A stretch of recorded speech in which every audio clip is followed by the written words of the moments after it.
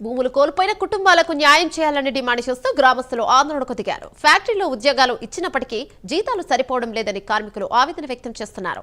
నిర్వాసితులకు ఇచ్చిన హామీలు ఇప్పటికీ అమలు కాలేదని బాధితులు ఆరోపిస్తున్నారు. పెద్ద సంఖ్యలో బాధిత కుటుంబాలు ఫ్యాక్టరీ గేటు ముందు చేరుకోవడంతో పరిస్థితి ఉధృతంగా మారింది.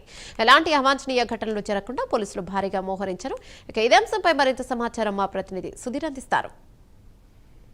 భారతీయ సిమెంట్లో పనిచేసినటువంటి కార్మికులకు సంబంధించినటువంటి దాదాపుగా ఏదైతే భూములు కోల్పోయాయో ఆ భూములు కోల్పోయినటువంటి కార్మికులు అయితే కనుక ఇవాళ అయితే కనుక ఏదైతే భారతీయ సిమెంట్స్ ముందర అయితే కనుక పెద్ద ఎత్తున కూడా ఆందోళన చేస్తున్న పరిస్థితి అయితే ఉంది. అయితే ముఖ్యంగా ఇక్కడ దాదాపుగా వేలాది కొద్ది ఎకరాలకు సంబంధించిన భూములు కూడా మేము ఇక్కడ దాదాపుగా సిమెంట్ ఫ్యాక్టరీకి ఇచ్చామని చెప్పి కేవలం ఈరోజు ఉద్యోగాలు మాత్రం చేస్తున్నారు. కనీసం మాకు ఈరోజు వేతనాలు కూడా సరిగా సరిపోవడం లేదంటే కూడా దాదాపుగా అయితే కనుక పెద్ద ఎత్తున కూడా మహిళలు ఇక్కడికి వచ్చి పూర్తిస్థాయిలో కూడా ఏదైతే భారతీయ సిమెంట్స్ ముందర అయితే కనుక నిరసన చేస్తున్న పరిస్థితి అయితే ఉంది. అయితే మరోపక్క భారతీయ సిమెంట్స్ యాజమాన్యం కూడా దీని అయితే కనుక పూర్తిస్థాయిలో కూడా ధిక్కరిస్తున్న పరిస్థితి అని చెప్పుకోవచ్చు.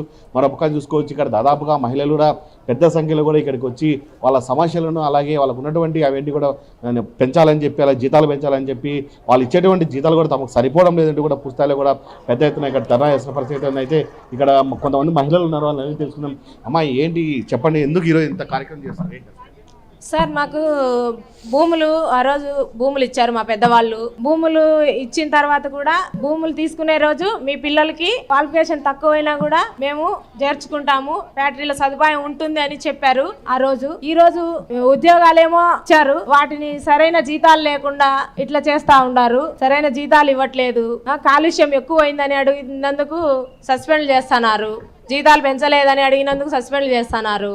మా భూముల డబ్బులు పెట్టుకొని మాకు ఉద్యోగాలు ఇచ్చినారు. మేము భూములు ఇచ్చి కూడా వాళ్ళ దగ్గర డబ్బులు పెట్టి కూడా నెల నెల వడ్డీల ప్రకారం ఇస్తున్నారు మాకు జీతాలు, మేము కష్టం చేసి కూడా. ఇదే మా డిమాండ్ సార్. మాకు మీరు చెప్పండి, ఏంటి దాదాపుగా నెలల తరబడి కూడా మిమ్మల్ని ఇట్లా సతాయిస్తున్నారా? ఏం జరుగుతుంది సార్ ఇక్కడ? ఏదైనా గెట్టింగ్ అడిగిన వాళ్ళని సస్పెండ్ చేస్తున్నారు సార్, జీతాలు పెంచలే. ఈ నెల రేపు నెల అని సంవత్సరం జరిపినారు. నేను ఏదైనా గెట్టింగ్ అడిగి ఏదైనా చేస్తే కన్నా పర్మిషన్ సస్పెండ్ చేసేది, వాళ్ళతో బెదిరించడాలు అట్లా చేస్తున్నారు సార్.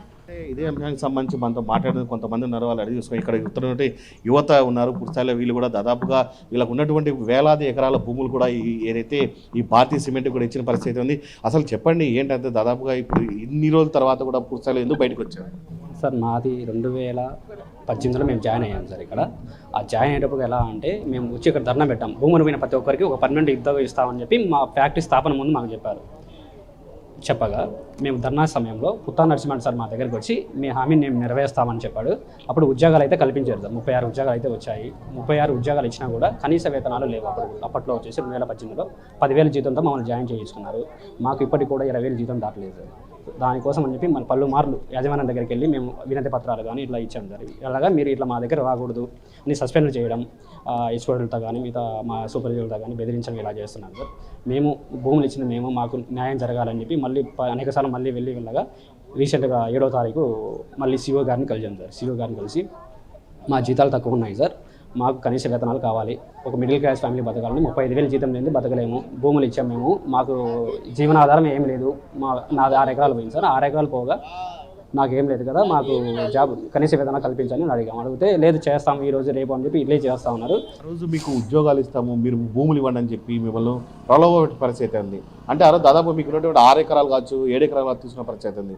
ఈరోజు మీకు ఉద్యోగ భద్రత ఉందా సార్? అసలు ఉద్యోగ భద్రత లేదు. ఆ రోజు చెప్పడం ఏంటంటే యాజమాన్య ప్రతినిధులు వచ్చి భూమి ఇచ్చిన ప్రతి ఒక్కరికి ఒక పర్మనెంట్ ఉద్యోగం అని చెప్పారు. మా పేరెంట్స్ చదువుకోలేదు కాబట్టి వాళ్ళు ఏం చేశారంటే ఒక ఎంటీ పేపర్లో సైన్ చేసేసారు సార్.